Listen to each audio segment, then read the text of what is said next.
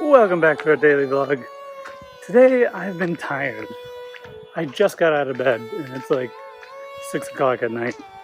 So we're gonna go for a walk and hopefully find some vital energy that I've been lacking. I'm starving. I had avocado toast for breakfast, which was delicious, but it was nothing. So we're gonna go to a place called Carpe Diem. I've been craving pizza, as you do when you lay in bed all day.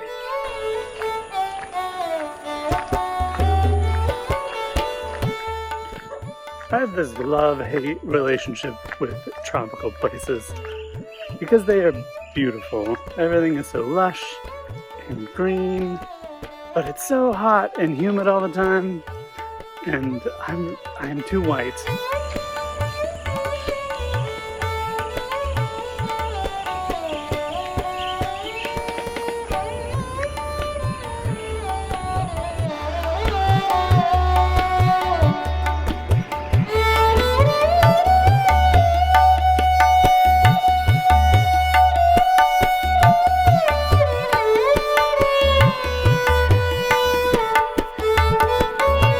I've traveled to like 36 different countries, and this is my first Buddhist country. I've studied Buddhism a little bit. I've spent 20 days or more in silent meditation. I've read the Pali Canon. My understanding of Buddhism is very different than what somebody who grows up with Buddhism is. Odd, because in my mind there's like some pretty basic, clear rules to be a Buddhist.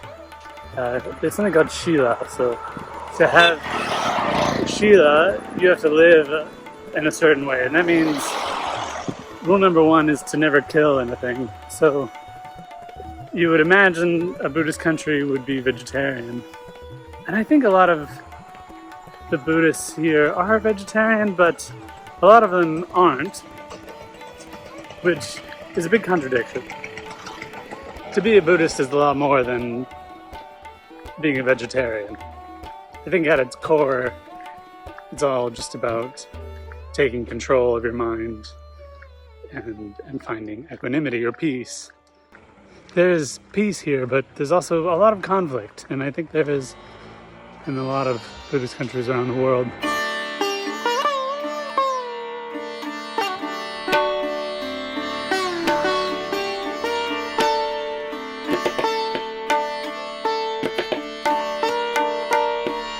The way I interpret Buddhism is as a philosophy, so not too much different than any of the Western philosophers.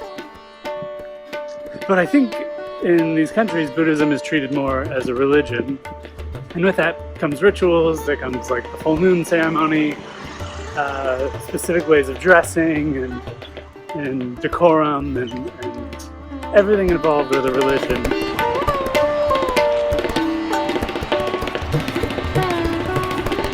Have you ever read The Republic by Plato? It was written 400 BC. And part of it is a guide to instruct rulers, to instruct kings of nation states. Plato, through Socrates, is arguing that to control your populace, you need to give them some sort of story, some sort of greater religion to follow. Socrates has this thing about shapes and circles and some nonsense, but that's evolved over time. This was 2,500 years ago. And you see remnants of that everywhere, and even in Buddhism, which in my mind was philosophy, and then now I'm here and it's more than that, it's a religion. And I think with any sort of religion, there's a payoff and a sacrifice. That. Look at the size of these bats. No, I think that's a bird.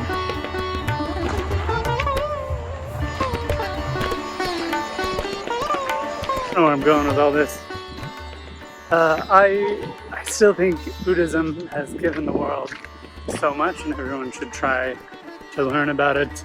I'm just surprised at how it actually manifests in an actual Buddhist society. It's not what I was expecting. I don't know what I was expecting, but it wasn't this. We still have to go to India and Southeast Asia, Thailand, and you know, I've read stories like in Thailand, there's all those Buddhist monks that got in trouble for human trafficking and drug trafficking. So it's obviously a flawed system. Anyways, let's get the pizza because I'm hungry.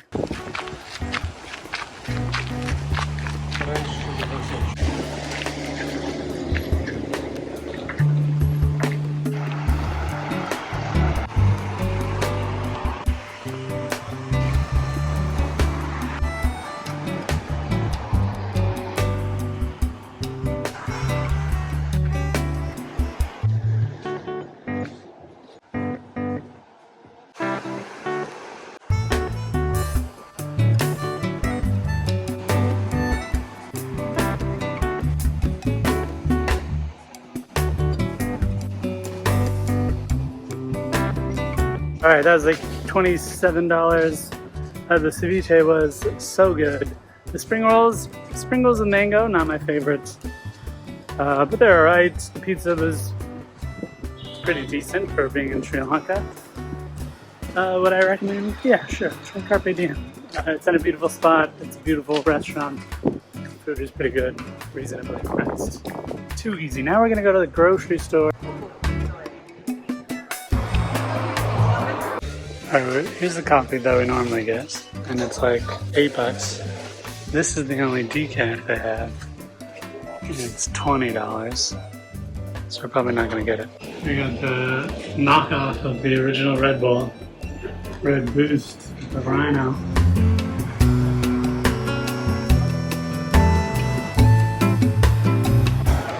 Alright, we stopped for ice cream. What's this place? Jolly Ice Creamery, delicious. At this super tall building, you can rent a car and get a foot massage. For 4 scoops of ice cream, that was almost $10. Expensive, but delicious. And now we're gonna walk home. I wanna walk on the beach, but I think Jem doesn't wanna walk on the beach. Let's see what happens. Taking the beach. But Jem didn't wanna get wet. But I think you can take the beach without getting wet, maybe. Anyways, what's the point of living next to the beach if you're not going to walk on it every once in a while? There's a bunch of little crabs that I'll see if I can record them. My phone's going to die. I'm rambling. Maybe every day you don't have to do something super interesting and exciting. I know we went to a nice restaurant, but, you know, my day was a bust. It was very unproductive, and that's okay sometimes. Anyways, I love you. I'll see you tomorrow. Goodbye.